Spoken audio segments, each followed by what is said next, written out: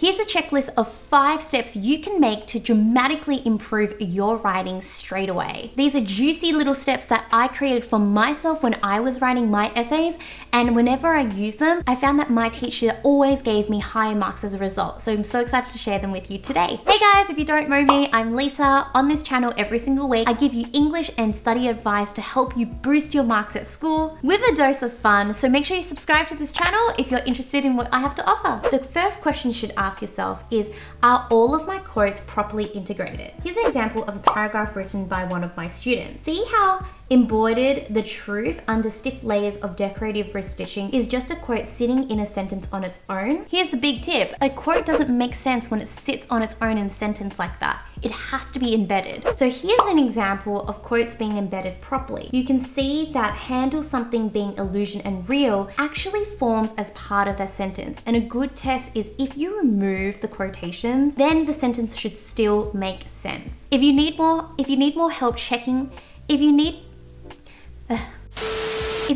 help embedding quotes into your essays, then make sure you check out my video on how to embed quotes like a boss. Step 2 is ask yourself, can I vary up my sentence structure? One really big key advice I got from an examiner was to always vary up the words you use when starting a sentence. Once you begin with that certain word, it's ideal not to begin with that same word for another 3 sentences. For example, in this particular paragraph, you can see that this student has started each sentence with Nara, which is the author's name. By starting with Nara, Nara, Nara, it becomes quite repetitive to the sentences.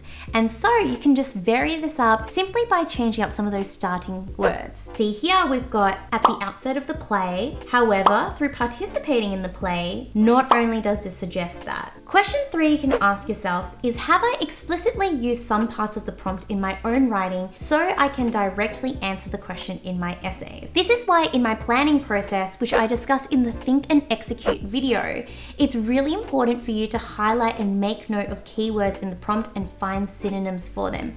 In fact, I have an entire playlist of books I have broken down and where I've actually broken down the essay prompt and taught you step by step on how I actually do so. So feel free to head over to that playlist and have a look to see if I covered any of the text that you're currently studying. Question 4, am I writing about the world of the text and the author's message instead of just covering the plot and characters? Writing about the author's message and the world of the text will strengthen your analysis and help you boost that A to an A+.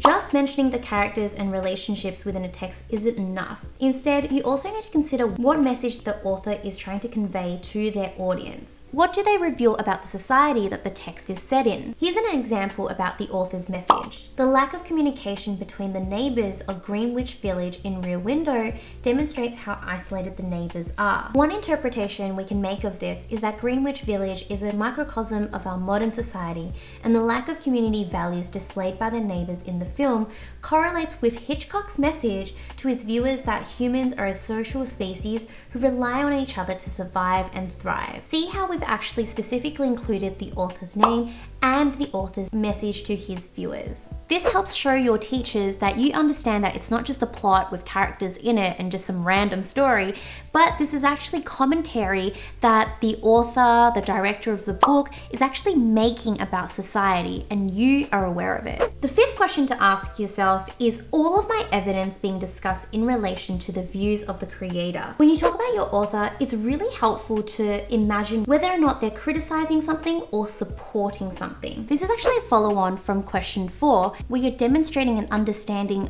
of an author's message, but you're actually being more precise with what you're saying, and that authors have their own opinions too, whether or not they support something or whether or not they criticize something. Now, if you'd like more guidance on some of these 5 steps and go through activities together with helpful feedback, and if you're studying BCE where I am, then I highly recommend you check out our LSG classes, which are weekly classes if you want to consistently improve your English over time. When you sign up, you get 2 hours weekly sessions, in-class feedback from some of our top tutors. You get to learn LSG's unique formulas and writing strategies, and you get workbooks to pair with each of your sessions as well. So if you're interested, find out more by clicking on this link. Finally, I would love to know in the comment section below, which one of these 5 points did you find most helpful? Write them down so that I can know which ones to elaborate on in the future to help you guys out even more. Thanks so much for watching, guys, and see you next week. Bye!